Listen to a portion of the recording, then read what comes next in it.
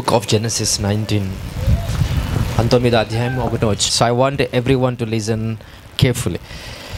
సాయంకాలం మందు ఆ ఇద్దరు దేవదూతలు సొదొమ చేరినప్పటికీ లోతు సొదొమ కవిని యొద్ద కూర్చుని ఉన్నను.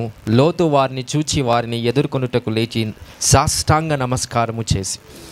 ఇక్కడ లోతు అనే ఒక వ్యక్తి గురించి మీకు బయలుపరచాలనుకుంటున్నా.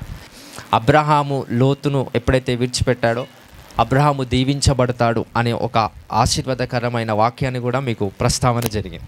సో ఆ విషయాన్ని బట్టి చూస్తే లోతు మరి సొదొమ గొమొర ప్రాంతానికి వెళ్ళిన ఆ ప్రదేశంలో చాలా పాపం ఉంది. అది ఎటువంటి పాపం అంటే సో వ్యభిచారము, తాగుబోతు తత్వము, రకరకాల చీకటి బ్రతుకులు. ఇంకా అక్కడ వాక్యంలో ఎగ్జాక్ట్గా చూస్తే ఇద్దరి దేవదూతలు అంటే దేవుడు మనిషి రూపంలో ఇద్దరి దేవదూతలను మరి లోతు దగ్గరికి పంపించాడు. ఎందుకు పంపించాడంటే ఆ లోతు ఉన్న ప్రాంతం ఏదైతే ఉందో అది సొదొమ గొమొర, ఆ ప్రాంతం అంతా కూడా దేవుడు నశింపజేయబోతున్నాడు, ఆ ప్రాంతం అంతా కూడా అగ్ని చేత కాల్చబోతున్నాడనే ఆ మాటను బట్టి ఇద్దరి దేవదూతలను దేవుడు పంపించి లోతు కుటుంబాన్ని కాపాడుకోవాలని దేవుని యొక్క ఆలోచనను బట్టి దేవుడు పంపించాడు.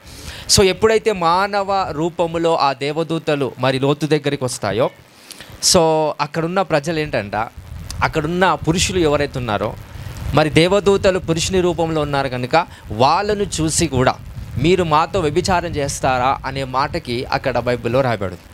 సో అమ్మాయిలతో కాకుండా అక్కడ ఆ పురుషులు దేవదూతలతో ఏ పురుషు యొక్క సంబంధమైన ప్రభావంతో వచ్చారో దేవదూతలు వాళ్ళతో వ్యభిచారం కూడా చేయాలనే ఆలోచన కలిగిన వారు అక్కడున్న ప్రాంతం వారు.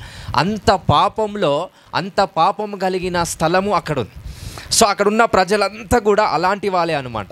సో అంత పాపిష్టి ప్రజలలో లోతు అనే ఒక న్యాయవంతుడు, నీతిమంతుడు ఉన్నాడు. ఆ లోతు అనే ఒక వ్యక్తి మాత్రమే కాదు, వాళ్ళ కుటుంబం అంతా కూడా నీతిగా బ్రతుకుతున్న కుటుంబముగా అక్కడ ఒకటే కుటుంబం ఉంది. సో దేవుడు ఏం చేద్దాం అనుకుంటున్నాడు, ఆ పట్టణాన్ని మొత్తం కాల్చేద్దాం అనుకుంటున్నాడు. ఒక భూకంపం ద్వారానో, అగ్ని వర్షం ద్వారానో, ప్రచండమైన సుడిగాలు ద్వారానో ఖచ్చితంగా ఒక సిటీ మొత్తాన్ని కాల్చివేద్దామని ఆలోచన కలిగిన వాడు దేవుడు. ఎందుకంటే అక్కడ పాపం పెరిగిపోయింది. ఆ పాపాన్ని బట్టి అక్కడ కాల్చివేద్దామనే ఆలోచనలో ఉన్నాడు. మొన్న ఒక సిటీ కాలిపోయింది, అదే గుర్తు చేస్తారు ఏంటది, లాస్ ఏంజల్స్. సో ఆ సిటీ మొత్తం ఇప్పుడు ఈ సంవత్సరంలో మనం ప్రవచనారీతిగా చెప్పినట్టుగా ఈ సంవత్సరంలో కూడా కాలిపోయింది. సో ఆ టైంలో ఎలా కాలిపోయిందంటే దేవుడు పైనుండి ఆకాశపు సంబంధమైన అగ్ని వర్షాన్ని కురిపించి కాల్చేస్తాడు. ఇప్పుడేమో వేరే ఒక ఫైర్ యాక్సిడెంట్తోనే కాల్చబడ్డది. ఎనీవే, సో అక్కడ కూడా ఒక ప్రణాళిక దేవుడు కలిగి ఉన్నాడు. సో ఎంత ప్రణాళిక కలిగి ఉన్నా వాళ్ళు మాటలు వినకపోయేసరికి దేవుడు వాళ్ళని ఏం చేద్దాం అనుకుంటున్నాడు, అగ్ని చేత వాళ్ళని కాల్చివేద్దాం అనుకున్నాడు. ఆ టైంలో అక్కడ లోతు కుటుంబం ఉంది. ఇప్పుడు ఆ సిటీనంతా కాల్చేస్తే లోతు కూడా ఏమైపోతాడు, ఆ సిటీలో ఉన్న లోతు కూడా వాళ్ళ కుటుంబం కూడా కాలిపోతాడు. అందుకే దేవదూతలను దేవుడు ఏం చేశాడు, పంపించి నువ్వు ఈ ప్రొద్దున సమయం వరకు టైం ఉంది కనుక నువ్వు లేచిన వెంటనే ఖచ్చితంగా ఊరిని విడిచిపెట్టి వెళ్ళిపోవా. లోతు కట్టుకున్న ఇల్లు ఉంటుందా? లోతు ఇల్లు కట్టుకున్నాడు, లోతు వాళ్ళ సామ్రాజ్యాన్ని కట్టుకున్నాడు, మంచి ఇన్ఫ్రాస్ట్రక్చర్తో ఇల్లుని కట్టుకున్నాడు. నువ్వు వెళ్ళిపో సిటీ నుంచి అన్నప్పుడు కొంచెం పానం ఒప్పదు. అమ్మాయి ఇవన్నీ విడిచిపెట్టి పోవాలా? అక్కడ వాక్యంలో ఉంటుంది, ఆయన దేవదూతలతో తర్కించాడంట, నేను ఎట్లా విడిచిపెట్టిపోవాలి ఇవన్నిటినే. లేదు, దేవుడు ఆజ్ఞ ఇచ్చాడు, నువ్వు ఖచ్చితంగా విడిచిపెట్టిపోవాలా. నువ్వు, నీ కుటుంబము, నీ భార్య, నీ పిల్లలు అందరూ కలిసి ఈ సిటీని ఖచ్చితంగా వదిలిపెట్టిపోవాలా. ఎందుకంటే దేవుడు ఈ పట్టణాన్ని కాల్చివేయబోతున్నాడని లోతుకు ఆజ్ఞ విడుదల చేశాడు. ఇంతవరకు అందరికీ అర్థమైంది కదా? ఈ స్టోరీ బ్యాక్గ్రౌండ్ని బట్టి I want to give the revolution, right? So ఇప్పుడు బాగా వినండి. సో దేవుని దూతలు లోతు దగ్గరికి వచ్చినప్పుడు 2వ వచనం చూస్తే, లోతు దేవదూతలు, ఒక మనిషి అవతారంలో ఉన్న దేవదూతలు లోతు దగ్గరికి వచ్చినప్పుడు 2వ వచనంలో, నా ప్రభులారా, సాష్టాంగ నమస్కారం చేసి, నా ప్రభులారా, దయచేసి మీ దాసుని ఇంటికి వచ్చి రాత్రివేళ వెలబుచ్చి కాళ్ళు కడుక్కొనుడి, మీరు పెందల కాడ లేచి మీ త్రోవను వెళ్ళవచ్చుననెను. అందుకు వారు, అలాగూ కాదు, నడివీధిలో రాత్రి వెళ్ళబుచ్చదమని చెప్పిరి. ఏమంటున్నాడు లోతు, అయ్యా మా ఇంటికి వచ్చి తినేసి పడుకొని మళ్ళీ పొద్దున లేచి వెళ్ళిపోండి అని అంటున్నాడు లోతు వాళ్ళని చూసిన వెంటనే. So the first thing that I want to say, అందరూ పాపిస్టులు అయి ఉన్నారు లోకమంతా. లోతు ఏడ కూర్చున్నాడంటే గవిని దగ్గర కూర్చున్నాడంట. ఆలోచిస్తూ ఉన్నాడు, ఎవడన్నా ఉన్నాడా మంచోడు, నాకంటూ ఒక స్నేహితుడు ఉన్నాడా? అందరూ పాపిష్టులే తయారైపోయారు. ఆ పట్టణం అంతా వెతుక్కుంటూ కూర్చున్నాడు, ఎవరైనా ఉన్నారా మంచోడు, ఎవరైనా ఉన్నాడా మంచోడు. ఇద్దరు వస్తున్నారంట. వాళ్ళని చూసినప్పుడు ఆనందభరితుడై, అయ్యా దయచేసి మా ఇంటికి వచ్చి తిని సావాసము చేసి ఖచ్చితంగా పడుకొని పొద్దున్న లేచి వెళ్ళిపోండి అని చెప్తున్నాడు. అంటే ఎందుకు అనాల్సి వచ్చిందన్నమాట. దేవుని దూతలని లోతుకు తెలుసు అన్నాడా? తెలియదు. 100% ఇట్ డజంట్ నో. లోతుకు అరే దేవుని దూతలు దేవుడే పంపించడం తెలుసా? తెలీదు. కానీ వాళ్ళు ఎలా కనిపించారంట? వాళ్ళు ఈ ఊరి వాళ్ళు కాదు.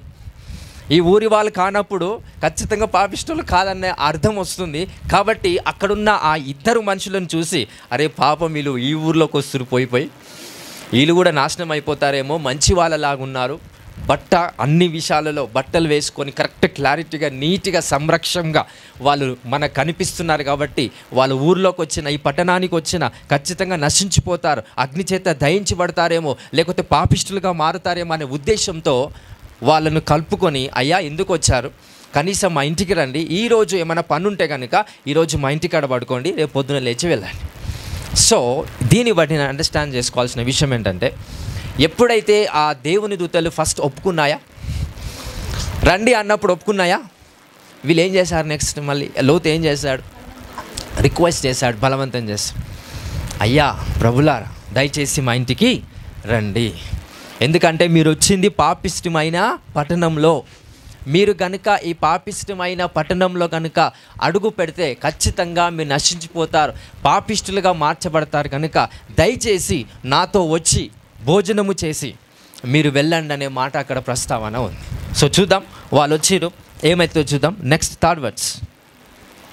అయినను అతడు మిక్కిలి బలవంతము చేసినప్పుడు వారు అతని తట్టు తిరిగి అతని ఇంట ప్రవేశించిరి.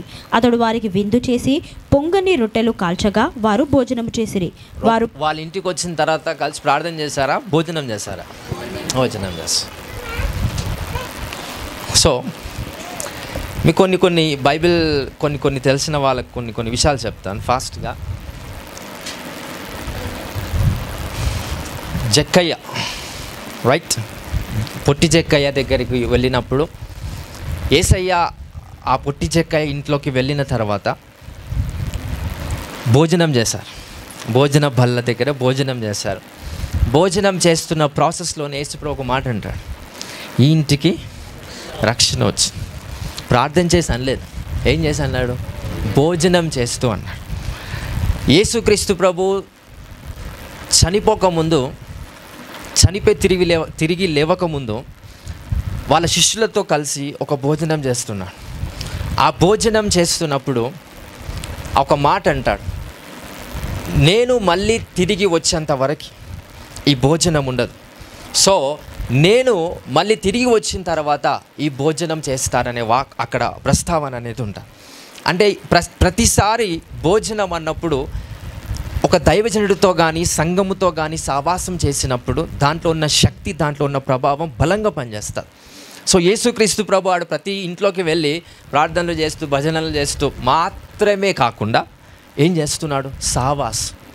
ఎందుకు ప్రతిసారి భోజనమే శిష్యులకు గుర్తుకొస్తుంటుంది? యేసు ప్రభు కూడా ప్రతిసారి భోజనాన్ని ఎక్కువ ఎంకరేజ్ చేయడం ఎందుకు అని అంటే, it's a kind of a fellowship. అంతెందుకండి, మీ భాషలో మీ ఉన్న ఊరు వాతావరణంలో చెప్తాను. పెళ్లి చూపులకు కానీ ఒక ఇంటికి వెళ్ళినప్పుడు మనకు నచ్చకపోతే తినేసి వస్తారా, తినకుండా వస్తారా? చెప్పాలా? తిని వస్తే అర్థం ఏంది? నచ్చకపోయినా బలవంతం పెట్టి వాళ్ళు తినిపిస్తే నీ మనసు ఏమవుతుంది? అప్పుడు నచ్చకపోయినా అరే తిన్నాం కదా ఒప్పుకోవాలా, ఇప్పుడు తిన్నాం కదా ఒప్పుకోవాలి కదా ఇప్పుడు అంటే భోజనాన్ని బట్టి ఇప్పుడు సంబంధం ఒప్పుకోవాల్సి వస్తుంది. అక్కడ నచ్చిన విధానాన్ని బట్టి కాదు. అరే నేను తిన్నా వాళ్ళ ఇంట్లో చేయగలిగినాను కాబట్టి నేను ఖచ్చితంగా వాళ్ళకు నాకు ఏదో సంబంధము ఉంది, తినకపోతే వాళ్ళకు నాకు సంబంధము లేదు, బట్ తింటే వాళ్ళకు నాకు ఏదో సంబంధము ఉంది అని అర్థం. అంటే ఈ విషయాన్ని ఎందుకు ప్రస్తావన చేస్తున్నానంటే, నెక్స్ట్ వచ్చే ప్రోగ్రామ్స్ అన్నీ ఏంటివి చెప్పాలా? ఏంటివి? బస. So it's a fellowship with the church and with the profit of God. So యేసుక్రీస్తు ప్రభుతో ఆయన సంఘముతో సావాసం చేయటం అంటే ప్రార్థన స్తుతి గీతాలు మాత్రమే కాదు, భోజనము చేస్తూ ఆయన బల్ల మీద ఎప్పుడైతే ఆ రొట్టెను ఆ ద్రాక్షరసాన్ని పుచ్చుకొని ఆయనను స్తుతిస్తామో, that's the thing of the spirit. ఆత్మ సంబంధమైన కార్యాలు బలముగా జరుగుతాయి. సో ఇంకోటి, అబ్రహాం సేమ్ ఇలాగనే యేసుక్రీస్తు ప్రభు యొక్క నామముగా అబ్రహాం ఉన్నప్పటికీ అబ్రహాము అక్కడ కూర్చొని సేమ్ గవి దగ్గరనే కూర్చొని వెయిట్ చేస్తున్నాడు. అప్పుడు 3 దూతలు వచ్చారు, 3 మనుషులు వచ్చారు. వచ్చిన వెంటనే, అయ్యా మా ఇంటికి వచ్చి మమ్మల్ని దీవించండి, మాకు పిల్లలు లేరు, 90 సంవత్సరాలు అవుతుంది, మా కోసం ప్రార్థన చేయండి అనలేదు. ఏమన్నారండి? ఎండలో వస్తున్నారేమో, రండి మా ఇంటికి రండి, భోజనము చేయండి, భోజనం చేసిన తర్వాత అప్పుడు నీకు ప్రార్థన చేయమంట అని కూడా ఆలోచన లేదండి. అంటే ఎంతసేపు మనం క్రైస్తవులంగా స్వార్థం ఎక్కువైపోయింది. ఎందుకు భోజనం పెడతారంటే ఏమైనా వస్తుందేమని. అబ్రహాం కానీ, లోతు కానీ, జక్కయ్య కానీ ఎక్కడ ఏ విషయంలో కూడా ఆలోచించకుండా, స్వార్థము లేకుండా సావాసం చేసే వ్యక్తిత్వం కలిగిన వారు వీళ్ళంతా కూడా. హల్లెలూయా, హల్లెలూయా. బైబిల్లో ఎక్కడ చూసినా సావాసము కలిగిన వ్యక్తిత్వాలే మనకి కనిపిస్తాయి. అప్పుడు యేసుక్రీస్తు ప్రభు శిష్యులతో చేసిన సాంగత్యము కావచ్చు, యేసుక్రీస్తు ప్రభు లేకపోతే రకరకాల ప్రజలతో చేసిన సావాసము కావచ్చు, దాని ప్రభావం వల్ల అక్కడున్న కుటుంబాలు రక్షించబడ్డాయి. సో నెక్స్ట్ ప్రోగ్రామ్స్ అన్నీ బసా కార్యక్రమాలు కనుక, సో నేను వాక్యం కొద్దిగా తక్కువ చెప్పి మీకు కావాల్సిన జ్ఞానమైన ఆలోచన విధానాన్ని నేను బయలుపరుస్తాను. సో ఎందుకు మనం చేస్తామనంటే, ఒక వాక్యం ఉంటుంది, అపోస్తుల కార్యములు 2వ అధ్యాయం, ఐ థింక్ వర్స్ నెంబర్ 40 అనుకుంటా, ఒకసారి చదవండి. 42 రైట్, చదవండి. మీరు అపోస్తలుల బోధయందును సహవాసమందును రొట్టె విరుచుటయందును ప్రార్థన చేయుటయందును ఎడతెగక యుండురి. రైట్. సో ఇలా అంటున్న అపోస్తలుడైన పౌలు ఎక్కడ రొట్టె విరిచాడు? ఆ వచనాలలో ఉంటుంది. ఎక్కడ రొట్టె విరిచాడు? అది వర్డ్స్ చదవండి ఒకసారి. ఏ వర్డ్స్ అది? 46 చదవండి.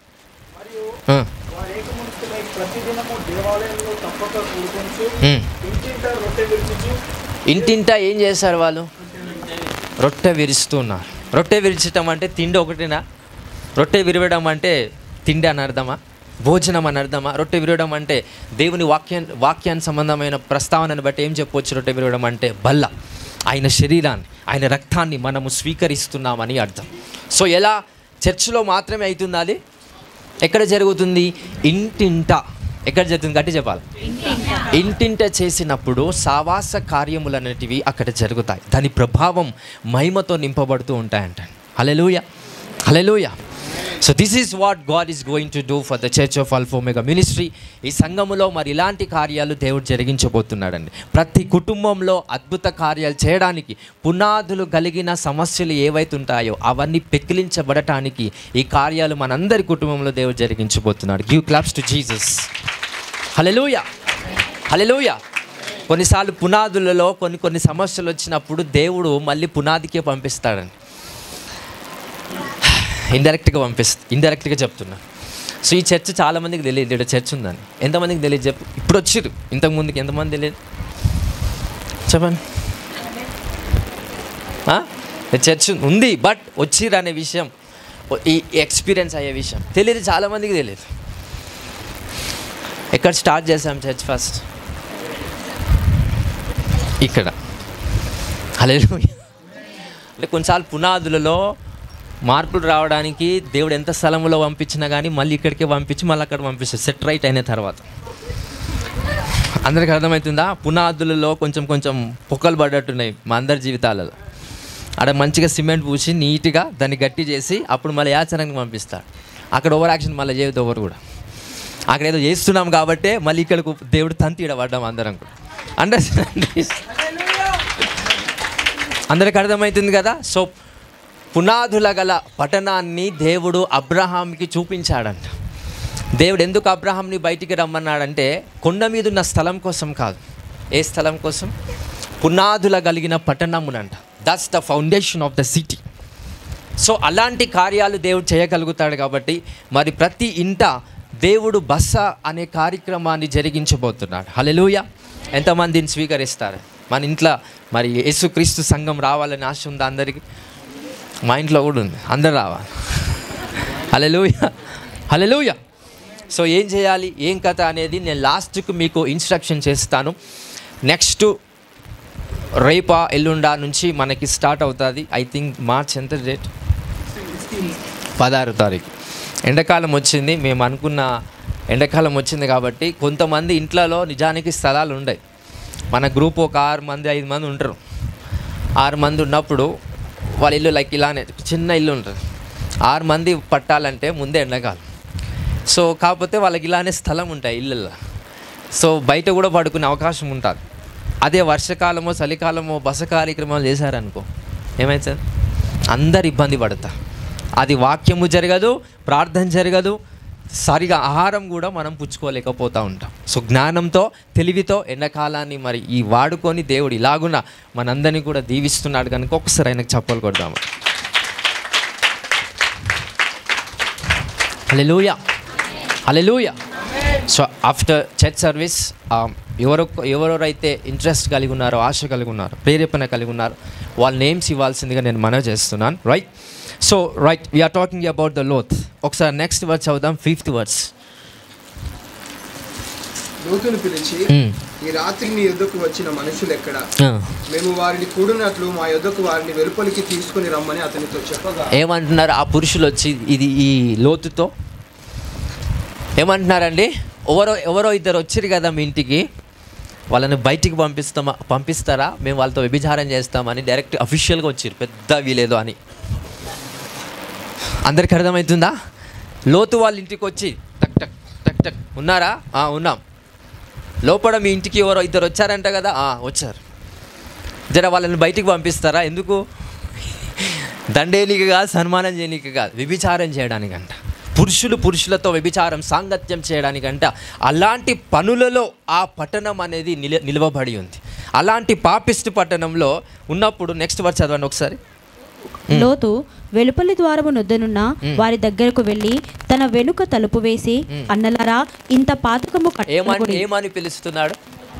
అన్నలారా ఇంత పాతకము కట్టుకొనకుడి. ఇంత పాతకము, దాంట్లో ఎన్నో అర్థాలు వస్తాయి. Right, next. ఇదిగో పురుషుని కూడని 2 కుమార్తెలు నాకున్నారు. పురుషుని కూడని ఇద్దరు కుమార్తెలు ఉన్నారు. సెలవైతే వారిని మీ యొద్దకు వెలుపలికి తీసుకొని వచ్చెదను. వారిని మీ మనసు నచ్చినట్లు చేయుడి.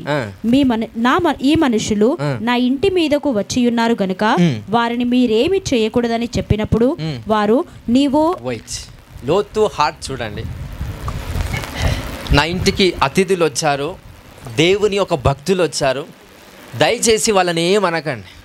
నా ఇంట్లో పురుషులు కూడని, అంటే ఏ పురుషుడు ముట్టని 2 నా కూతుర్లు ఉన్నారో, కావాలంటే నేను వాళ్ళను పంపిస్తాను, నీ మనసుకు వచ్చినట్టు ఏమైనా చేసుకోండి. కానీ నా ఇంటికి వచ్చిన ఈ 2 దేవుని సంబంధమైన వ్యక్తులు, దేవుని సంబంధమైన భక్తులు ఎవరైతే వచ్చారో వాళ్ళను మాత్రం మీరేమనకండి. అంటే అసలు ఏమనుకోవాలండి? ఈయన హార్ట్ ఎలాంటిదై ఉండాలి? వాళ్ళని జయించలేడు, ఎందుకంటే ఈయన ఒక్కడే కుటుంబం ఉంది, కానీ వాళ్ళేమో 1000 మంది, మొత్తం పట్టణమే వచ్చిందంట. అక్కడ వాక్యం ఉందంటే, ఏమని వాక్యం ఉందనంటే, అక్కడ యవనస్తులు, ముసలోళ్ళు, చిన్నపిల్లలు అంటే ఒక 7-8 సంవత్సరాలలో నుండి వచ్చిన పిల్లలు కూడా వ్యభిచారంతోనే ఉన్నారంట. నేను చెప్పట్లే, వాక్యం చెప్తాను. But as of my intensity, so నేను ఆ వివరణ మీకు ఇస్తున్నాను. 7-8 సంవత్సరాలని చూద్దాం. ఆ వచనం కూడా ఉంటా, ఒకసారి చదవండి. చదువుయా. అప్పుడు వారు పిన్నలు అంటే ఏంటిది? చాలా చిన్న పిల్లలు మొదలుకొని పెద్దల వరకు ఆ ఇంటి ద్వారమున దగ్గరనున్న వారికి కనుమబ్బు కలుగజేయగా వారు ద్వారము కనుగొన. సో దానికి ముందు వీళ్ళంతా ఏం చేసి, చిన్న పిల్లలు మొదలుకొని పెద్దవాళ్ళంతా కూడా ఇంటి చుట్టూ ఉన్నారంట. లోతు ఇంటి చుట్టూ ఉండి ఆ 2తో వ్యభిచారం చేయడానికి అంతమంది వచ్చారు. పెద్దవాళ్ళే కాదు, చిన్న పిల్లలతో పాటు. కానీ లోతు ఏమంటున్నాడు?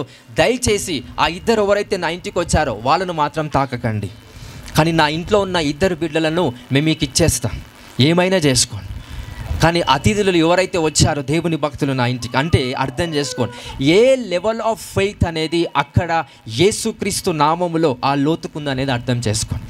సో ఇంటికి బస కార్యక్రమంలో వచ్చిన ఆ దైవజనులు ఎవరైతే ఉన్నారో వాళ్ళను బట్టి ఆయన ఎంత ఆశీర్వాదం పొందుతున్నాడనే గ్రహించే శక్తి ఉంటే ఇలాంటి కార్యాలు చేయగలుగుతాడు, ఇలాంటి మాట ఇవ్వగలుగుతాడు. హల్లెలూయా, హల్లెలూయా. ఎందుకంటే లోతు ఒక్కడే పోరాడితే ఆడే 1000 మంది ఉన్నారు. లోతు ఓడిపోతాడా గెలుస్తాడా? ఖచ్చితంగా ఓడిపోతాడు. ఒక్కడే ఉండు, వాళ్ళ కుటుంబం 2 ఆడపిల్లలే ఉన్నారు. సో ఖచ్చితంగా ఓడిపోతాడు. ఏం చేస్తా? అలా అని వచ్చిన అతిథులను సరే తీసుకొని వెళ్ళాని, మాకు ఎవరో వీళ్ళు సంబంధమే లేదు, నిన్ననే వచ్చారు అనట్లేదు. బికాజ్ ఈ సీ ద డివైన్నెస్ ఇన్ దెమ్. వాళ్ళలో ఏం చూస్తున్నాడు లోతు? దైవత్వాన్ని చూశాడు. వీళ్ళు దేవుని మనుషులురా, వీళ్ళు ఖచ్చితంగా నేను హాని చేయొద్దు, నా ద్వారా వీళ్ళకి హాని జరగకూడదు అని లోతు ఖచ్చితంగా ఆయన అనుకొని యేసుక్రీస్తు నామంలో స్థిరపరచబడటానికి అక్కడ ఒక సంఘటన జరుగుతుంది. చదవండి అది. I think words 9. ఆ మనుషులు నా ఇంటి మీదకు వచ్చి ఉన్నారు కనుక వారిని మీరేమి చేయకూడదని చెప్పినప్పుడు వారు నీవు అవతలికి పొమ్మనిరి. మరియు వారు వీడెవడో మనలోనికి పరదేశిగా వచ్చి తీర్పరిగా నుండా చూచుచున్నాడు, కాగా వారికంటే నీకు ఎక్కువ కీడు చేసేదమని చెప్పి లోతు అను ఆ మనుషుని మీద దొమ్మిగా పడి తలుపు పగలగొట్టుటకు సమీపించి. ఏం చేశారు? ఇంకా లోతు ఒప్పుకోవట్లేదు ఈ దేవుని మనుషులను వ్యభిచారం చేయడానికి. అక్కడ ఉన్న ప్రజలంతా ఏం చేస్తున్నారు? లోతు దగ్గరికి వచ్చి లోతుని చంపేద్దామని అనుకుంటున్నారు. నెక్స్ట్, అయితే ఆ మనుషులు తమ చేతులు చాపి లోతును ఇంటి లోపలికి తమ యుద్ధకు తీసుకొని తలుపు వేసిరి. అప్పుడు వారు పిన్నలు మొదలుకొని పెద్దల వరకు. అయితే ఆ మనుషులు ఏం చేశారంట? తమ చేతులు చాపి. ఏ మనుషులు? దేవుని నుండి పంపబడిన 2 మనుషులు చేతులు చాపారంట. They are the arms of the Moses. వాళ్ళు ఎప్పుడైతే చేతులు చాపారో అక్కడ ఉన్న వాళ్ళందరి కళ్ళంట పొరలైపోయినాయి అంట, మొత్తం మబ్బు అయిపోయినాయి. Just raising the hand. వాళ్ళు పలకలేదు. ఏం చేశారండి? జస్ట్ చేతులు లేపెట్టారంట. ఎప్పుడైతే చేతి రేస్ చేశారో వాళ్ళ కళ్ళన్నీ, వాళ్ళు ఎవరైతే వ్యభిచారం చేయాలనుకున్నారో వాళ్ళ కళ్ళన్నీ మబ్బులు పడి ఆ దారి ఎక్కడుందో కూడా కనిపెట్టలేని స్థితిలో వాళ్ళు వెళ్ళిపోయారంట. ఈ దేవదూతలు వాళ్ళని చంపలేదు, హింసించలేదు, కళ్ళను మూసేపించారు. ఎందుకంటే దేనివల్ల వాళ్ళు పాపిష్టులుగా మార్చబడ్డారు? కళ్ళ వల్ల. ఎంతమందికి అర్థమైంది? దేవుడు వేర్లను దాక్తాడండి. అక్కడ పాపిష్ట తత్వం అనేది పెరగడానికి ఏదో కారణం కాదు, కళ్ళే. అక్కడ చూసే విధానం తప్పుగా ఉంది కనుక ఆ దేవదూతలు ఏదో ఒక అవయాలను ఖరాబ్ చేయట్లేదు. ఏ అవయము ద్వారా వాళ్ళు పాపిష్టులుగా మార్చబడ్డారో అవయాన్ని ఆ దేవదూత శపించాడు by raising the hand. Hallelujah, hallelujah. So ఏ కారణాన్ని బట్టి ఒక దగ్గర యేసుప్రభు అంటాడు, మీరు కళ్ళతో పాపము చేస్తే కళ్ళను పెరికి వేసి గుడ్డివాడిగా పరలోకానికి రండి అంటాడు. మీరు చేతులతో పాపం చేసేవారైతే చేతులని కరిచేసుకొని చేతులు లేనివాడిగా పరలోకానికి వస్తే మీకు మంచిదని అంటాడు. అంటే అర్థం చేసుకోండి, ఒక అవయము ద్వారా సర్వనాశనం అవుతున్నామని అంటే, లేక చూసే విధానం బట్టే మన కుటుంబాలు నాశనం అవుతున్నాయి, చూసే విధానం బట్టే మన శరీరం నాశనం అవుతుందంటే కొన్నిసార్లు కళ్ళు మబ్బు రావడం మంచిది. మళ్ళీ దానికి ఇప్పుడు అటువంటి లోతు దగ్గర ఉన్న దేవదూత ఎప్పుడైతే వాళ్ళ కళ్ళన్నీ ముయ్యబడ్డాయో, నా అసంటోడు ఉంటే మాత్రం ఖచ్చితంగా వాళ్ళు నా దగ్గరికి వచ్చి ప్రార్థన చేయించుకుంటుండే. I think you understand that. అంటే కొన్నిసార్లు దేవుడు మన కొన్ని అవయాలను తాకుతూ ఉంటాడంట. ఎందుకంటే అవయాలు చక్కగా ఉన్నప్పుడు దాన్ని చెడుగా వాడుకుంటాం కనుక మెల్లిగా దేవుడు ఏం చేస్తాడు? దాన్ని తాకుతాడు. అప్పుడప్పుడు లివర్ ప్రాబ్లం వచ్చింది. ఎందుకు లివర్ ప్రాబ్లం వస్తుంది? ప్రార్థన చేసుకొని వాక్యంలో ముందుగా వెళ్తున్నప్పుడు లివర్ ప్రాబ్లం ఎందుకు వస్తుంది? ఎందుకు వచ్చింది లివర్ ప్రాబ్లం? కంప్లీట్ ఎందుకు నశించిపోతుంది? ఎందుకు నశించిపోతుంది చెప్పాలి. ఇట్లా అన్నప్పుడే మీకు అర్థం కావాలి. అది దేవుడు దాన్ని దాక్తా ఉంటాడు. అప్పుడు నా దగ్గరికి వచ్చి ప్రాఫిట్స్ ప్రార్థన చేస్తారు, నా తలకాయ తింటారు, ప్రార్థన చేస్తారు. అప్పుడు నేను చేయలేబట, అప్పుడు స్వస్థత జరుగుతుంది. మళ్ళీ కుక్క వామిటింగ్ చేసుకొని ఏం చేస్తుందంట? ఫ్రెష్ ఫుడ్ దిక్కు పోదు, మళ్ళీ అదే తింటుందంట. హల్లెలూయా, హల్లెలూయా. మనిషి తప్పు చెయ్యడు అనట్లేదు, తప్పు చేస్తా, పాపం చేస్తా, కానీ దాన్ని కంటిన్యూ చేస్తే దట్స్ ఈజ్ ద కట్స్. హల్లెలూయా. యేసుక్రీస్తు ప్రభు పాపముని క్షమిస్తాడు, తప్పుని క్షమిస్తాడు. కానీ అదే పాపాన్ని జీవితాంతం చేయాలి, అదే పాపాన్ని 2-3 సంవత్సరాలు కంటిన్యూ చేసుకుంటూనే వెళ్ళాలి అంటే మాత్రం ఊరుకోడు, తన్నీసి పెడతాడు. హల్లెలూయా, హల్లెలూయా. మనిషి పాపం చేయనివాడా చేస్తాడు, తప్పు చేయనివాడా చేస్తాడు.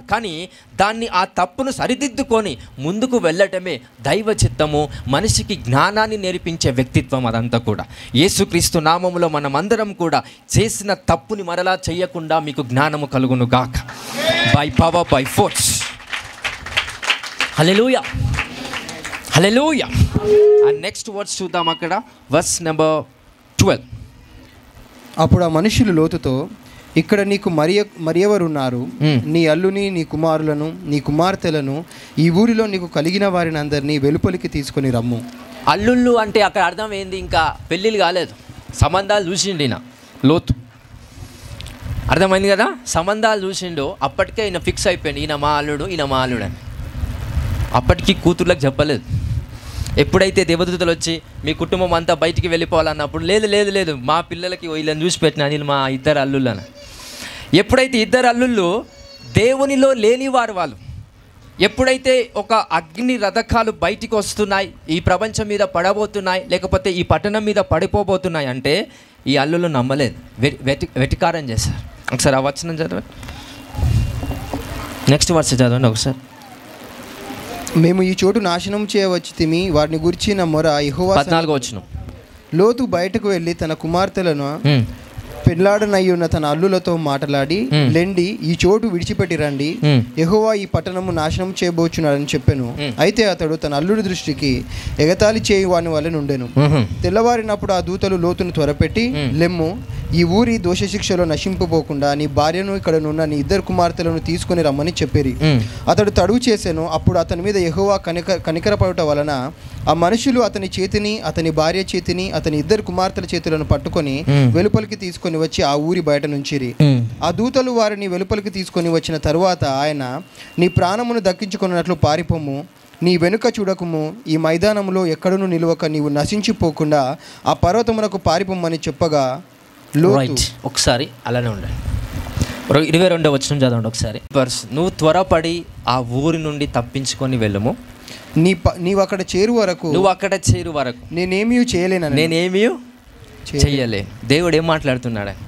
నువ్వు ఊరు బయటికి వెళ్తేనే నేనేమైనా ఊరిని నాశనం చేస్తాను, నువ్వు ఊరిలో ఉంటే నేను ఊరిని, ఒక్కడి వల్ల ఊరు కాపాడబడుతుందండి. If that is one of you are the inheritance of your village and your kingdom. Hallelujah. So దేవుడు ఏమని మాట్లాడుతున్నాడు? నువ్వు వెళ్తేనే నేను దీన్ని నాశనం చేస్తా, నువ్వు వెళ్ళకపోతే నేనేమీ చేయలే. నువ్వు ఉన్నావు కాబట్టే మీ కుటుంబం కాపాడబడుతుంది. యేసుక్రీస్తులో ఉన్న వాళ్ళముగా మనం మన కుటుంబంలో ఉన్నాం కాబట్టే మన తల్లిదండ్రులు, మన తాతలు, మన పెద్దలు, మన చిన్నవాళ్ళు కాపాడబడుతున్నారు. కొన్ని ఎన్ని సమస్యలు వచ్చినా, ఎన్ని కష్టాలు వచ్చినా, ఎన్ని హింసలు వచ్చినా వాళ్ళు చనిపోకుండా సజీవుల లెక్కలో ఉన్నారు. ఎందుకంటే నిన్ను బట్టి అని దేవుడు ఈరోజు మాట్లాడుతున్నాడండి. హల్లెలూయా, హల్లెలూయా. సో వాక్యం అర్థం చేసుకోండి. దేవుడే ఆయనతో ఏమంటున్నాడు? నువ్వు ఉండడం వల్ల ఈ పట్టణాన్ని నేను నాశనము చేయలేకపోతున్నా. హల్లెలూయా. అందరికి వాక్యం అర్థమవుతుందా? సో ఎవరి వల్ల మీ ఇల్లు అఫ్కోర్స్ దేవుని వల్ల ఇల్లు కాపాడబడుతుంది 100%. కానీ అది మనిషి ద్వారానే దేవుడు ఒక కుటుంబాన్ని కావచ్చు, ఒక పట్టణాన్ని కావచ్చు, ఒక దేశాన్ని కావచ్చు, ప్రపంచాన్ని కావచ్చు, మనుషుల ద్వారానే దేవుడు కాపాడుతాడు. The presence of the human being makes the people to be protected. So ఒక కుటుంబం కాపాడబడుతుందంటే ఆ కుటుంబంలో నీతిమంతుడు ఒకడు ఉన్నాడు. ఒక ఫ్లైట్ ఇంకా ఎగురుతుంది, ఇంకా అది పడిపోవట్లేదంటే there is a one guy who believes in the Lord. యేసుక్రీస్తు నమ్మిన వాడు ఖచ్చితంగా దాంట్లో ఉన్నాడు. ఆటలో నమ్మి ప్రార్థించేవాడు ఖచ్చితంగా ఉన్నాడు. ఆయనను బట్టి, దేవుని యొక్క శక్తిని బట్టి, ఏ సాతాని యొక్క శక్తులు ఆ ఫ్లైట్ని ముట్టకుండా ఆ ఫ్లైట్ స్ట్రైట్గా ఆ ఎయిర్పోర్ట్లో దిగుతుందండి. So who is that reason? Exactly the person who believes in the Lord. యేసుక్రీస్తుని నమ్మి ఆయన యొక్క నామాన్ని, ఆయన వాక్యాన్ని ధ్యానించే వ్యక్తులు మాత్రమే కాపాడబడరు. ఆయనలో, ఆయన ప్రజెన్స్లో, ఆయన పక్కన కానీ, లేకపోతే వాళ్ళ కుటుంబంలో కావచ్చు, లేకపోతే వాళ్ళ బంధువులలో కావచ్చు, లేకపోతే వాళ్ళ ఆఫీస్లో కావచ్చు, ఎక్కడ ఎవరున్నా కానీ వాళ్ళంతా బ్యాచ్ కూడా కాపాడబడుతుందండి. ఈరోజు ఒక్కరిని బట్టి మీరు కాపాడట్లేదు, కానీ మిమ్మల్ని బట్టి ప్రజలు కాపాడబడుతున్నారని I give profess in Jesus mighty name. Hallelujah, hallelujah. కొన్నిసార్లు ఎప్పుడు నేను మాట్లాడుతూ ఉంటాను, భార్య ప్రార్థన చేస్తుంది ఇంట్లో కూర్చొని, అయ్యా మా భర్తను కాపాడుతున్నాను, నన్ను కూడా కాపాడు, మా పిల్లల్ని కాపాడు, సంఘం, అన్ని విషయాల్లో ప్రార్థన చేస్తాను. ఈయన ఏం చేస్తాడు, సుఖం ఎక్కువైంది, ప్రార్థన చేస్తుంది భార్య కాబట్టి, పోయి లొల్లిలు పంచాయతీలు చేసి తాగేసి వస్తాడు. ఈ సాతాను గాడు వాడిని ఏమన్నాడు, ఎవరిని అంటాడు, భార్యని టచ్ చేస్తూ ఉంటాడు. ఈమెకి ఈ ప్రాబ్లం వస్తుంటుంది, ఈ కడుపు ప్రాబ్లం వస్తుంటుంది, హార్ట్ ప్రాబ్లం వస్తుంటుంది, ఆ ప్రాబ్లం వస్తుంది, ఈ ప్రాబ్లం, నొప్పి, ఆడ ప్రాబ్లమ్స్ అన్నీ వస్తుంటాయి. ఈయన పెద్ద మనిషి ఏమంటాడు వచ్చి, నేను ప్రార్థన చేస్తలేను, ఓకే నువ్వు చేస్తున్నావు, నీకు ఎందుకు అవుతుంది అని అంట. అంటే ఇప్పుడు దేవుడు నన్నే కాపాడుతుండు, నిన్ను కాదు. సో నేను ఏ పనులు చేసినా దేవుడు నన్ను కాపాడుతాడు, ఎందుకంటే నా హృదయం మంచిది. అందరికి అర్థమవుతుందా? నా హార్ట్ మంచిది, నా మనసు మంచిది. నువ్వు మంచిదానివి కాదు. సైతాన్ ఎవరిని అటాక్ చేస్తుంది యాక్చువల్గా భర్తను కాదు, ఎందుకంటే వాడితో సాతాను ఆలోచన లేదే లేదు, ఎందుకంటే వాడు సాతానుగా మార్చబడ్డాడు. ఇప్పుడు సాతానుగా మార్చబడలేని వ్యక్తి ఎవరు? భార్య. ఎవరిని తాకుతా సాతాను వచ్చి? భార్యను తాకుతుంది. కడుపు నొస్తుంటుంది, కష్టాలు వస్తూ ఉంటాయి, ఆరోగ్యం ఆ వ్యాధి వస్తూ ఉంటుంది, టచ్ చేస్తూ ఉంటుంది. ఎందుకంటే ఎక్కడో ఒక బలీనత ఉండడం వల్ల సాతాను గాడు వచ్చి పరిగెత్తుకొని వచ్చి ఏదో ఒకటి పెడతా ఉంటాడు. భర్త వచ్చి ఆ మాట నాల్సి వస్తుంది. ఇంకేం చేస్తాను ఆ టైంలో, ఏం చేస్తూ వస్తా? ఇంకా వాళ్ళు ఒకటి ఫిక్స్ అవుతారు, ఏమో నేను ఎంత ప్రార్థన చేసినా, ఎంత వాక్యంలో నేను బలపరచబడ్డా వేస్ట్ అని. ప్రార్థన మానేసిన నెక్స్ట్ వారమే యాక్సిడెంట్లు జరిగితే రన్ డన్ ధన్ అని భర్త మరణం యొక్క వార్త వినిపిస్తుంది. అప్పటి వరకు భర్త చనిపోలేదంటే you are the prayerful person in your family. నీ కుటుంబంలో ప్రార్థన పూర్వకముగా నువ్వు ఉన్నావు కాబట్టి భర్త కానీ భార్య కానీ కాపాడబడుతుండాలి. Hallelujah, hallelujah. Understand this divine strategies. అందుకే ఎవరు కూడా, భర్తలు కావచ్చు, భార్య కావచ్చు, ఇంకా పురుషులు కావచ్చు, స్త్రీలు కావచ్చు, ఎవరు కూడా ఒకరిని అర్థం చేసుకోండి. Try to understand. అరే ఇంట్లో ఒక ప్రాబ్లం తనకు వస్తుంది అని అంటే, నువ్వు సరిగా ప్రార్థించట్లేవు కాబట్టి నీకే వస్తుంది. నేను మంచిగా ప్రార్థిస్తున్నా, ఈయనేం ప్రార్థన చేయడు, అంత పనికిరాని పనులే చేస్తాడు. కానీ సాతాను వీని ముట్టదనే ఆ గ్రహింపు శక్తి వీనికి రాదు. ఎందుకంటే సాతాను అని లోకపు యొక్క దేవత వాని యొక్క కళ్ళకు ఏం కలగజేసిందంట? గుడ్డితనాన్ని కలగజేసింది. For them these powers are the angels అనమాట. ఎలాగైతే లోతు టైంలో ఈ దూతలు వాళ్ళకి ఎలా గుడ్డితనాన్ని కలగజేశాయో, ఇలాంటి వ్యక్తులకు అలాంటి దేవతలు గుడ్డితనాన్ని కలగజేస్తాయంట. ఇది కొంతమందికి డెప్త్ను వాళ్ళకి అర్థమవుతుంది. ఎనీవే, సో ఇలాంటి జ్ఞానాన్ని మీరు నేర్చుకుంటున్న ప్రతి ఒక్కరు కూడా అర్థము చేసుకుంటూ దైవంలో మనం ముందుకు వెళ్తే కనుక శాంతి, సమాధానం, భద్రత ఖచ్చితంగా మీకు ఇవ్వబడుతుందండి. హల్లెలూయా, హల్లెలూయా. సో ఒక వాక్యం ఉండదు, ఇనుముని ఏం చేస్తుంది? ఇనుము షార్ప్ లేదనుకో, దానికి కట్టె కావాలా, ఇంకేం కావాలా? ఇనుమే కావాలి. హల్లెలూయా, హల్లెలూయా. ఒక మనిషిగా మీరు బాధపడినప్పుడు దేవుడు డైరెక్ట్గా వచ్చి తదాస్తు అనడు, ఒక మనిషి రూపంలో నేను ఆదుకుంటాడు. సమ్టైమ్స్ అది భార్య కావచ్చు, భర్త కావచ్చు, పిల్లలు కావచ్చు, తల్లిదండ్రులు కావచ్చు, బయట వాళ్ళే కావచ్చు. అలాగని వాళ్ళు దేవుళ్ళని పూజించొద్దు. మనం చేసే పెద్ద తప్పు ఇదే. దేవుళ్ళలాగా వచ్చాడా అనండి, తప్పులేదు. కానీ దేవుడు వచ్చాడు అనగానే అది చాలా మూర్ఖత్వపు సమాజంలో మనం బ్రతుకుతున్నట్టు లెక్క. అలా తయారు చేయబడే మనుషులు కూడా దేవుళ్ళు అయిపోతున్నారు. హల్లెలూయా. సో మనం అలాంటి సాంప్రదాయంలో బ్రతకకుండా దేవుని యొక్క నీతి కార్యములో బ్రతికేటట్టుగా మన హృదయాలు యేసుక్రీస్తులో స్థిరపరచబడునుగాక. హల్లెలూయా. సో అక్కడ వచ్చిన ఉంటుంది. నెక్స్ట్ వర్స్ చదవండి, ముగించుకుందాం. 23. లోతు సోయరుకు వచ్చినప్పుడు ఆ దేశమున సూర్యుడు ఉదయించెను. అప్పుడు యెహోవా సొదొమ మీదను గుమర్రా మీదను యెహోవా యొద్ద నుండి గంధకమును అగ్నిని ఆకాశము నుండి కురిపించి ఆ పట్టణములను, ఆ మైదానం అంతటిని, ఆ పట్టణములలో నివసించిన వారిని అందరినీ, నేల మొలకలను నాశనము చేశాను. అయితే 29 చదవండి. దేవుడు ఆ మైదానపు పట్టణములను పాడు చేసినప్పుడు దేవుడు అబ్రహామును జ్ఞాపకము చేసుకొని లోతు కాపురమున్న పట్టణములను నాశనం చేసినప్పుడు, దేవుడు ఆ మైదానపు పట్టణములను పాడు చేసినప్పుడు దేవుడు ఎవరిని జ్ఞాపకం చేసుకున్నాడు? అబ్రహాంని బట్టి లోతు దీవించబడ్డాడు, లోతు కాపాడబడ్డాడు. లోతును బట్టి పట్టణం కాపాడబడుతుంది. ఒక కనెక్షన్ ఉంటుందండి. This is the connection of the spirit, this is the connection of the DNA. So ఇలాంటి కార్యములు దేవుడు జరిగించడానికి, లోతును కాపాడేదానికి దేవుడు ఎవరి దగ్గరికి వెళ్ళాడు? లోతు దగ్గరికి రాలే. ఫస్ట్ ఈ దేవదూతలు ఫస్ట్ లోతు దగ్గరికి రాకముందే ఎవరి దగ్గరికి వచ్చాయి? అబ్రహాం దగ్గరికి వచ్చాయి. హల్లెలూయా. అబ్రహాం దగ్గరికి వచ్చి అబ్రహాంని పర్మిషన్ అడిగింది గాడ్. నేను పట్టణాన్ని మొత్తం సర్వనాశనం చేయబోతున్నా. అబ్రాహాం అన్నాడు, వద్దయ్యా, నా వాళ్ళు ఉన్నారు, నీతిమంతులు ఉన్నారు, ఆ నీతిమంతులను బట్టన్నా ఆ పట్టణాన్ని కాపాడు అనే మాటను బట్టి దేవుడు సొదొమ గొమొర్రా దగ్గరికి వచ్చి నీతిమంతులు ఉన్నారా అని వెతికాడు. వెతకడానికి కారణం ఎవడై ఉన్నాడు? అబ్రాహాం. అబ్రాహాం నుంచి మళ్ళీ వెళ్ళిగా లోతు దగ్గరికి వచ్చారు. లోతును బట్టి ఆ పట్టణం కాపాడబడుతుందంట. ఒకవేళ లోతు వెళ్ళకపోతే ఆ పట్టణం కాపాడబడుతుందా లేదా? ఖచ్చితంగా కాపాడబడుతుంది. అందుకే దేవుడు తడువు చేశాడంట, తొందర పెట్టాడంట, నువ్వు వెళ్ళు, వెళ్తేనే ఈ యొక్క పట్టణాన్ని ఏం చేయగలుగుతా? నాశనం చేయగలుగుతా. హల్లెలూయా, హల్లెలూయా. ఎంతమందికి వాక్యం అర్థమవుతుందండి? భార్య భర్తలు మాత్రమే కాకుండా తల్లిదండ్రులు, పిల్లలు ఉంటారు. తల్లిదండ్రులకు అస్సలు కొంతమంది రక్షణ లేదు, కొంతమందికి వాక్యం తెలీదు, కొంతమందికి దేవుడు అంటే తెలీదు. ఏదో ఉంటారంటే ఉంటారు, బ్రతుకుతున్నారు అంతే. వాళ్ళ ద్వారా ఒకరికి లాభం ఉండదు, వాళ్ళ ద్వారా లాభం వాళ్ళకు కూడా ఉండదు. సో అలాంటి వ్యక్తులుగా ఏం చేస్తూ ఉంటారంటే బిడ్డలను తిడుతూ ఉంటారు. ఏమని? నువ్వు ప్రార్థన చేస్తూ ఉంటావు, నువ్వు వాక్యం చదువుతూ ఉంటావు, నువ్వు ఆదివారం సన్నిధికి వెళ్తూ ఉంటావు, ఎందుకే నీకే ఎక్కువ కష్టాలు వస్తాయి? ఎందుకురా నీకే ఎక్కువ కష్టాలు వస్తాయి? ఎందుకురా నీకు నొప్పి వస్తుంది? ఎందుకురా నీకు ఈ రోగం వచ్చింది? ఎందుకురా నీకు వ్యాధి వచ్చింది? అది వ్యాధి ఆయనది కాదు, ఆ వ్యాధి నీది కాదు. ఎవరిది? తల్లిదండ్రులది ఆయన మీద వేసుకునే వ్యాధి అది. So it's not belongs to the man. So అక్కడ వాళ్ళకి అర్థమైతే, తల్లిదండ్రులకు అర్థమవుతుందా? ఆ సాతాను గాడు ఖచ్చితంగా తల్లిదండ్రులను ఏం అనలేడు. ఎందుకంటే ఆ తల్లిదండ్రులు దేవుని నమ్మలేదు, యేసు ప్రభుని తెలుసుకోలేదు, లోకంలో వాళ్ళు కలిసిపోయారు కనుక లోకంలో కలిసిపోయినప్పుడు లోకం వాళ్ళను వ్యతిరేకించారు. లోకం నుంచి బయటికి వచ్చిన వాళ్ళనే లోకం ఏం చేస్తారు? వ్యతిరేకిస్తారు. అందుకే యేసు ప్రభు అంటున్నాడు, లోకం నుంచి వేరు చేయబడిన వారికి మీకు శ్రమ. దాన్ని చూసి మీరు ఆశ్చర్యపడకండి, ఎందుకంటే లోకం నుంచి మీరు వేరయ్యారు కనుక లోకం మిమ్మల్ని హేళన చేస్తారు, ఇబ్బంది పడతారు. లోకం మిమ్మల్ని ప్రశంసిస్తుంది, లోకం మిమ్మల్ని స్తుతిస్తుంది అని అంటే మీకు శ్రమ. హల్లెలూయా, హల్లెలూయా. ఎంతమందికి వాక్యం అర్థమవుతుందండి? ఈరోజు one of the great and deep prophetic word మీ అందరి జీవితంలో నేను పలుకుతున్నాను. మిమ్మల్ని బట్టి మీ కుటుంబం, మిమ్మల్ని బట్టి మీ ఊరు, మిమ్మల్ని బట్టి మీ బంధువులు, మిమ్మల్ని బట్టి మీ శత్రువులు కూడా కాపాడబడుతున్నారండి. In Jesus Christ mighty name. Hallelujah. చిన్న లాజిక్ చెప్తా వినండి. శత్రువుల గురించి ఎప్పుడైతే నువ్వు ఆలోచించకుండా మానేస్తావో వాళ్ళకి కాపుదల వెళ్ళిపోతుంది.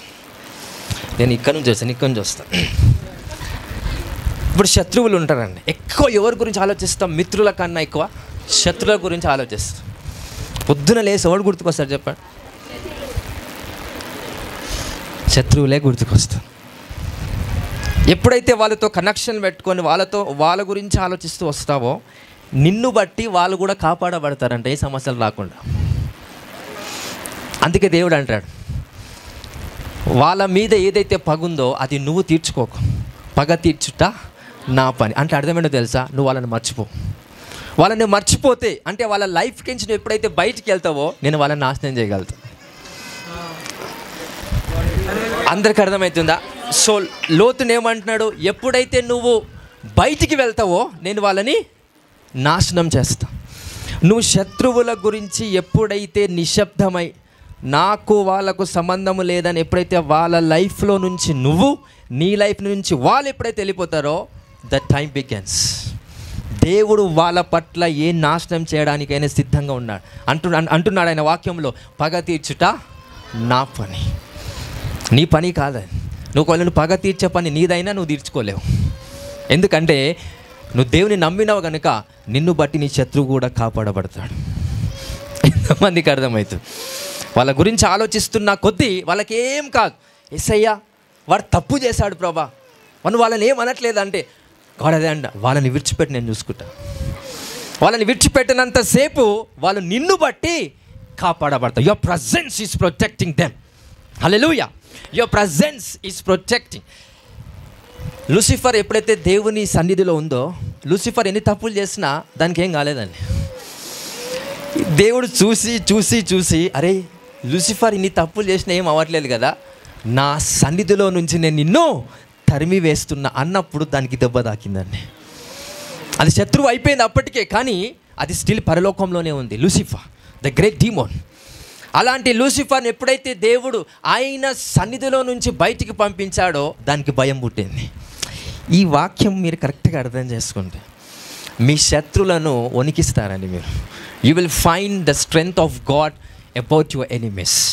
అందుకే దావీదు శత్రువుల గురించి బాగా మాట్లాడుతూ శత్రువుల గురించి ఆలోచన చేసే విధానాన్ని మర్చిపోయి యుద్ధం ఎలా చేయాలో విధానం అనేది దేవుని దగ్గర నేర్చుకున్నవాడు. నా శత్రువు ఎవరో అనేది పసిగట్టకుండా యుద్ధం ఎలా చేయాలో పసిగట్టగలిగిన జ్ఞానము దావీదుకు ఉంది. మనమేం చేస్తామంటే యుద్ధం ఎలా చేయాలో తెలీదు, కానీ శత్రువుల గురించి ఆలోచిస్తాం. అందుకే నిన్ను బట్టి నీ మిత్రులు కూడా కాదు, శత్రువులు కూడా ఏం చేయబడతారు? కాపాడబడతారంట. ఎంతమందికి వాక్యం అర్థమవుతుంది? కొంచెం ఆలోచనకరంగా ఉండండి. ఈ ధమాకి ఇక్కడ వచ్చింది అనుకో, నేను చెప్పే వాక్యం 100% అర్థం కాదు, ఇది ఇన్నే ఉండాలి. ఎంతమందికి అర్థమవుతుంది? అందరికీ అర్థమవుతుంది కదా? So if you are praying that, అయ్యా వాళ్ళు నన్ను హేళన చేశాను, నన్ను ఇట్లా ఇబ్బంది పడుతున్నారు, అట్లా ఇబ్బంది పెడుతున్నారు, నువ్వు ప్రార్థనలకి రాగానే ఏం చేస్తావు? అదే ప్రార్థన చేస్తావు. నువ్వు ప్రార్థన చేసినప్పుడు నీ ఆత్మ వాళ్ళతో సంబంధం కలిగి ఉండాలి. అందరికీ అర్థమవుతుందా? నీ ఆత్మ వాళ్ళతో ఏముంటుంది? సంబంధం కలిగి ఉంటుంది. ప్రార్థనలోకి వస్తే మనం ఎక్కువ ప్రార్థన చేసేది అదే. వాడు అట్లా అంటున్నాడు, ఇట్లా చేస్తున్నాడు, వాడు నన్ను తిడుతున్నాడు ప్రభా, అట్లా. ఎప్పుడైతే వాళ్ళ కోసం నువ్వు వ్యతిరేకంగా ప్రార్థించినా స్టిల్ నిన్ను బట్టి వాళ్ళు కాపాడబడతారు. వాళ్ళకు నీకు సంబంధం లేకుండా, అయ్యా నా పగ కాదు ఇది నీతి, ఇలా హేళన చేశారు. అప్పుడు దేవుడు వాళ్ళని చంపేస్తాడని కూడా అనట్లేదు. సౌలుని ఏం చేశాడంట? సౌలును ఎలాగ మార్చుకున్నాడు? పౌలుగా. అప్పటికి సౌలు ఏం చేస్తున్నాడు? దేవుని ప్రజల్ని చంపే వ్యక్తి, దేవుని ప్రజల్ని హింసించే వ్యక్తి. అలాంటి దేవుని ప్రజల్ని హింసించే వ్యక్తి అయిన సౌలుని దేవుడు ఏం చేశాడు? ఎలా మార్చుకున్నాడు? పౌలుగా మార్చుకున్నాడు. పౌలుగా మార్చుకునే ప్రాసెస్లో మార్చబడకపోతే సౌలుగానే ఉండి దేవుడు సౌలుని చంపేస్తున్నానేమో. అంటే దేవుడు మొదటి స్టెప్ ఎలా వేస్తాడు? మనుషులతో డీల్ చేసే విధానం దేవుడు మొదటి స్టెప్ ఎలా వేస్తాడు? ప్రేమ కలిగి, కనికరము కలిగి మనుషులను మార్చడానికి ప్రయత్నం చేస్తాడు. ఒక మనిషి మారకపోతే వాడంతలా వాడు మార్చేటట్టుగా దేవుడు మార్గాలు తెరుస్తాడు. హల్లెలూయా. దేవుడు మిమ్మల్ని మారిస్తే మంచిది. మీ అంతటా మీరు మారాలనుకుంటే మాత్రం చాలా క్రూరమైన మార్గంలోకి మీరు వెళ్తారు. అది ఈ ప్రపంచంలో ఎవరైనా సరే. అందుకే దేవుని మీద ఆధారపడి తండ్రి నన్ను మార్చు అని ఎప్పుడైతే సావాసం చేసి ఆయనతో ఖచ్చితంగా ప్రభావితమైన వాక్యము చేత యేసుక్రీస్తు నామంలో స్థిరపరచబడతారో మీరు మార్చబడతారు, మహిమగా మార్చబడతారు, దీవించబడతారు. అన్ని రంగాలలో యేసుక్రీస్తు నామంలో అభివృద్ధి పరచబడతారండి. ఈ వాక్యం మీ అందరి జీవితంలో పనిచేయను గాక. హల్లెలూయా, హల్లెలూయా. ఎంతమందికి అర్థమైంది లోతు వాక్యం? So that's the heart of the Lot. ఆయన చేసిన ఇలాంటి త్యాగం ఏదైతే, నా ఇంటికి దూతలు వచ్చారు, నా ఇంటికి దేవుని మనుషులు వచ్చారు కనుక వాళ్ళను మాత్రం తాకకండి, నా ఇంట్లో ఉన్న 2 కూతులను ఆయన ఏమన్నా చేసుకుని అన్నాడని. బసకు అంత విలువ ఉంది. ఎందుకు చెప్పానంటే ఈ వాక్యము, ఒక దేవుని నుండి పంపబడిన వ్యక్తి మీ ఇంటికి వస్తున్నాడంటే that's a matter of life and death. Hallelujah. అందుకే ఒక వాక్యం ఉంటుంది, సువార్త ప్రకటిస్తున్నప్పుడు ఒక ఇంటికి వెళ్ళి అమ్మ యేసుప్రభుని నమ్మండి, మీ పాపములు ఆయన రక్తం ద్వారా వెళ్తాయి అన్నీ చెప్తాం. చెప్పిన తర్వాత తిట్టి కొట్టడమో అవమానించడమో ఇంకేమని చేసి అట్లా ఇట్లా అన్నప్పుడు యేసుప్రభు ఒక మాట అంటాడు, నువ్వు వస్తున్నప్పుడు కనీసము నీ పాద దుమ్ము అక్కడ తులిపి ఎందుకు ఆ కనెక్షన్ పెట్టుకోకు. ఒకవేళ అదే పాదంలో దుమ్ము నువ్వు తీసుకొని పోతే నిన్ను బట్టి ఆ కుటుంబాన్ని నేనేం చేయలేను. ఒకవేళ అదే దుమ్ము అక్కడనే విడిచిపెడితే నీకు వాళ్ళకి సంబంధము లేదు, అప్పుడు నేను వాళ్ళని ఏమన్నా చేయగలుగుతాను. హల్లెలూయా. అందరికి వాక్యం అర్థమవుతుంది కదా? ఇది గాస్పెల్ ప్రీచింగ్. సువార్త చెప్పినప్పుడు వింటే వాడు రక్షించబడతాడు, వినకపోతే నీకు వారికి సంబంధము లేనట్టుగా నీ విశ్వాసం బలపడితే దేవుడు వాళ్ళను మారుస్తాడు. హల్లెలూయా. బలవంతము మార్పు అనేది ఎప్పుడు మన జీవితాల్లో మన ద్వారా వేరే వాళ్ళ జీవితాల్లో జరగొద్దు. అక్క మారు, అక్క యేసు ప్రభువుని నమ్ముకో, మంచిగా 10 సార్లు చెప్తున్నావంటే ఆమె మారలేదని అర్థం. చర్చికి వస్తుంది 10వ 11వ ఎందుకు వచ్చింది చర్చికి అంటే నువ్వు విసిగిస్తున్నావు కాబట్టి వస్తా. నిజంగా మార్పు వచ్చినట్ట రాదు. 1 సారి 2 సార్లు చెప్తాం, అంతకు మించి 3వసారి అనుకుందాం. ఊరికే చెప్పడం వల్ల వచ్చే వ్యక్తులు కూడా దేవుడు చేర్చుకోలేడండి. ఎందుకంటే వాళ్ళ మనసు విప్పలేదు అని అర్థం. వాళ్ళ మనసు దేవునికి విప్పలేదు, నీకు విప్పారు. నిన్ను బట్టి వాళ్ళ మనసు దేవుని కూడా ఇప్పలేనని అర్థం. సో దయచేసి వాక్యాన్ని అర్థం చేసుకొని సువార్త కార్యాలు కూడా మీ ద్వారా దేవుడు బలంగా ఈ మాసం నుంచి జరిగించేలాగా దేవుని శక్తి మీపై కలుగునుగాక. హల్లెలూయా, హల్లెలూయా. ఎంతమందికి వాక్యం అర్థమైందండి? అందరికి అర్థమైందా? సో ఆయన సావాసంలో ఉన్న శక్తి, ఆయన సావాసంలో ఉన్న మహిమ ఇలాంటిది మన జీవితంలో పని చేయాలంటే, అందుకే ఎప్పుడు చెప్తూ ఉంటాం, కొంతమంది యంగ్స్టర్స్ ఉంటారు,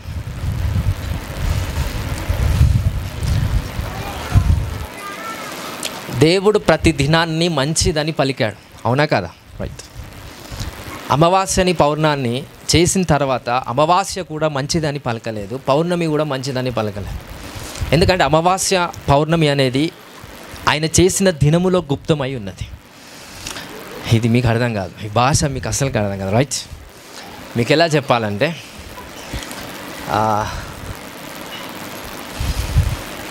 సో దేవుడు ఆయన ప్రణాళిక చొప్పున మనల్ని ఎలా దీవించాలనుకుంటున్నాడంటే, దేవుడు డైరెక్ట్గా కాకుండా మనుషుల ద్వారా, ఆయన యొక్క దైవత్వాన్ని కలిగి ఉన్న మనుషుల ద్వారా దేవుడు మన ఇంటికి వచ్చినప్పుడు, మన హృదయంలోకి వచ్చినప్పుడు, అక్కడ ఆ లోతు అంటాడు కొన్ని విషయాలు.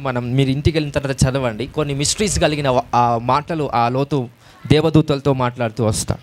ఎనీవే, సో అక్కడున్న వాక్య సంభాషణను బట్టి మీకు ఒక విషయం చెప్పేది ఏంటంటే, దేవుడు ఆయన ఎంచుకున్న మనుషులు ఎవరైతే ఉంటారో ఆ మనుషులు మన ఇంటికి వచ్చారంటే, so it's a matter of life and death. ఎందుకంటే ఒక విషయం చెప్తాను మీకు, ఒక అనుభవం చెప్తే మీకు అర్థమైంది. ఒక ప్లేస్కి పోయినామండి, మన అందరితో టీం ఒక 5-6 మంది వెళ్ళినప్పుడు వాళ్ళు ఒక ఫ్రెండ్గా పిలిస్తే ఫ్రెండ్గా వెళ్తారు, నార్మల్ పర్సన్గా పిలిస్తే నార్మల్ పర్సన్గా వెళ్తారు, అన్నయ్యగా తమ్ముడిగా పిలిస్తే అట్లా వెళ్తారు. అది ప్రాబ్లం ఏం లేదు. They called me as a prophet, దైవజనుడిగా పిలిచారు. ఇప్పుడు ఏ ఆత్మతో నేను వాళ్ళ దగ్గరికి వెళ్తున్నా? దేవుని ఆత్మతో. అన్నయ్య తమ్ముని ఆత్మతో కాదు, దేవుని ఆత్మతో వాళ్ళ ఇంటికి వెళ్ళినప్పుడు వాళ్ళు ఏం చేశారంటే, పట్టించుకోకుండా కంప్లీట్గా వాళ్ళు మొత్తం రిజెక్ట్ చేసి పడేస్తారు. సో పిలిచారు, అవమానించారు, కంప్లీట్ రిజెక్ట్ చేసి పడేస్తారు. మనకేం క్షమించే గుణం ఎక్కువ ఉంటుంది, అది నా బలహీనత అనుకోండి. సో ఎప్పుడైతే క్షమించి సరేలే పోని అని అనుకున్నామో, బాగా వినండి, క్షమించాం సరే మీకు తెలియదేమో అని అనుకున్నాం. నెల 20 రోజులండి, నాతో పాటు వచ్చిన 6 మంది అనుకుంటా, మొత్తం 7-8 మంది ఉండి 7-8 మంది ప్రతిరోజు 8 నుంచి 12 గంటలు నిద్ర వెళ్తున్నారు. బాడీ అంతా పెయిన్స్ ఉన్నాయి. ఎంత ప్రార్థనలు చేసినా అది ఫలిస్తలేదు. ఆ నొప్పి పోవట్లేదు, ఆ భారం దిగట్లేదు, ఆ సంథింగ్ ఏదో మొత్తం నీరసం అయిపోయింది బాడీ. ఒక్కరికి కాదు, 7 మందికి. ఎందుకో తెలుసా? ఎప్పుడైతే ఆయన రిజెక్ట్ చేశాడో, మమ్మల్ని అందరిని అవమానపరిచాడో, అవమానపరిచిన తర్వాత వచ్చే శిక్ష ఏదైతుందో అది ఆయన మీద వేయలేదు, మా మీద వేసుకున్నాం. దరిద్రం మాకు తెలియక ఆయనకు క్షమించి సరేలే సంబంధం పెట్టుకుందాం పర్వాలేదు. సో ఎందుకంటే ఆయన శత్రువు అయినప్పటికీ ప్రేమిద్దామనే ఉద్దేశంతో అది పని చేసిన తర్వాత 7 మంది మీరు ఎఫెక్ట్ అయిపోయారు. 1.5 month మేము అందరం కష్టం. ఇట్లా కాదు అని నేను ఒకరోజు నీట్గా ప్రార్థన చేస్తున్నాను. ఇట్లా కాదు అని ప్రార్థన చేస్తుంటే దేవుడు నీట్గా చెప్పాడు, మీకు దయ్యాలు పట్టలే, శక్తులు పట్టలేదు, ఎవడు ఏం చేయలేదు, మీరు కంగారు పడకండి. ఏ శిక్ష అయితే ప్రవక్తను అవమానించినందుకు వచ్చిందో ఆ శిక్ష అతని మీద నేను ఇచ్చాను, కానీ అది మీరు తీసుకున్నందుకు మీరు తప్పు చేసినట్టు అని అన్నారు. ఇంకా మూసుకొని అందరం కలిసి మళ్ళీ పిలుచుకొని అందరం కలిసి ప్రార్థన చేస్తాం. అయ్యా మేము తెలియక అది తప్పు అనుకోవాలా, ఒప్పు అనుకోవాలా, వాట్ ఎవర్ ఇట్, అది ప్రేమనా కనికరమా? సో దేవుడు వాళ్ళ మీద వేసిన ఆ శిక్ష ఏదైతే ఉందో మేము తెలియక తీసుకున్నామేమో తండ్రి, క్షమించండి. ఒకవేళ చిత్తం అయితే మళ్ళీ వాళ్ళ దగ్గరికి అది పంపండి, లేదు అంటే ఈ శిక్ష ఇంతటికే ఖతం చేసి పడేసండి అని బలంగా గట్టిగా ప్రార్థన చేస్తే వితిన్ సెకండ్స్లో అన్నీ ఫ్రీ అయిపోయినాయండి. 1.5 monthతో ఆ కష్టం ఏదైతే ఉందో ఒకే 10 minutesలో కంప్లీట్గా 7 మంది సెట్ అయిపోయారు. ఇదంతా స్టోరీ 1.5 month మాకు ఎక్స్పీరియన్స్ అయింది. ఎందుకు? ఒక విషయం, స్టిల్ వాళ్ళని ఏం చేశామంటే కనెక్ట్ చేసుకొని క్షమించి ప్రేమించి వాళ్ళంతా ఆ శిక్ష కూడా వాళ్ళ మీద రావద్దనే ఉద్దేశాన్ని బట్టి అజ్ఞాన తత్వముతో ఉన్నాం కనుక ఆ ప్రాబ్లం మాకు వచ్చింది. అందుకే యేసుప్రభు అంటున్నాడు, ఒకవేళ సువార్త వెళ్ళినప్పుడు మీరు కనుక వ్యతిరేకించబడినా, హేళన చేయబడినా మీ దుమ్ముని తీసుకొని రావాలా? మేము తీసుకొని వచ్చినాం. మేము తీసుకొని వచ్చినందుకు మాకు ప్రాబ్లం అయింది. యేసుప్రభు చెప్పాడు ఆల్రెడీ వాక్యంలో, నాకు అంత గ్రహింపు లేదు. అది ఎప్పుడు 5 years 6 years బ్యాక్ అనుకుంటా నాకు తెలుసు అప్పుడు. సో అలాంటి శిక్ష ఏదైతే ఉంటుందో అది మన మీద పడకుండా సువార్త సంబంధమైన వ్యతిరేకులు కావచ్చు, దేవుని ప్రవక్తను ఘనపరచని వ్యక్తులు ఎవరైతే కావచ్చు, వాళ్ళకు జరిగే కొన్ని ఆటంకాలు మన మీద వేసుకోవడం వల్ల మనం ప్రభావితం అవుతామంటాను. సో ఆ ఎక్స్పీరియన్స్తో అందుకే నేను మీతో మాట్లాడుతున్నాను. So give respect to Jesus. ఒక వాక్యం ఉంటుంది, ప్రవక్తని ఘనపరచువాడు నెక్స్ట్ ఏ ఫలం పొందుతాడు? ఏ ఫలం పొందుతాడు? ప్రవక్త యొక్క ఫలం పొందుతాడంట. If you honour the prophet you shall receive the reward of the prophet. Hallelujah, hallelujah. నాకు ఏ కృప దేవుడిచ్చాడో అదే కృప నీకు రావాలంటే honour the name of the prophet. Hallelujah, hallelujah. So ఆ పొజిషన్ని హానర్ చేయండి, నన్ను కాదు, పొజిషన్ని. అరే వస్తున్న వ్యక్తి ప్రవక్త, రైట్, హల్లెలూయా. మా చుట్టాలు మా బంధువులు ప్రవక్తగా నన్ను రిసీవ్ చేసుకోరు, చుట్టాలుగా రిసీవ్ చేసుకుంటారు. వాళ్ళు ఏమైనా అన్నగానే ఎంత బాధపడు, ఎందుకంటే నేను కాదు కాబట్టి ఫస్ట్ అది. సో అలాంటి బంధువులు అలాంటి చుట్టాలు వచ్చినప్పుడు అంత బాధ అవసరం లేదు. బట్ ప్రాఫిట్గా వచ్చినప్పుడు మీ మంచి కొరకే నేను చెప్తున్నాను. So give respect to the lord Jesus Christ, give respect to the anointing. So Elisha వెళ్ళినప్పుడు అక్కడున్న చిల్లర వ్యక్తులు ఎవరైతే ఉన్నారో బోడగుండోడా అని వ్యతిరేకించారు, బట్టతలాడవడా అని వ్యతిరేకించారు. పాపం అనాయింటింగ్ లేదు, అభిషేకం లేదు, మూసుకొని వెళ్ళాడు ఎలీషా. కానీ మళ్ళీ తిరిగి ఇంటికి వస్తున్నప్పుడు అభిషేకం కలిగిన వస్తుంది. అదే బ్యాచ్ ఆనే ఉంది, ఇంకా మళ్ళీ సేమ్ హేళన చేస్తున్నారు. మిమ్మల్ని శపిస్తున్నాను, ఒక మాట చొప్పున సృష్టిలో ఉన్న ఏవేవైతే జంతువులు, క్రూరమైన జంతువులు ఉన్నాయో అవి 4-5 వచ్చినాయంట, అందరిని చంపుకొని తినేస్తాయి. Anointing is very powerful. So don't be against that anointing. ఒక్కసారి అభిషేకానికి వ్యతిరేకంగా వెళ్తే మాత్రం దాని ప్రభావం సంవత్సరాలు గడుస్తుందంట. అంత శక్తి కలిగిన ప్రభావంలో మనం ఉండకుండా దేవుడు మనందరికీ జ్ఞానము, శక్తి, బలం ఇచ్చునుగాక. హల్లెలూయా.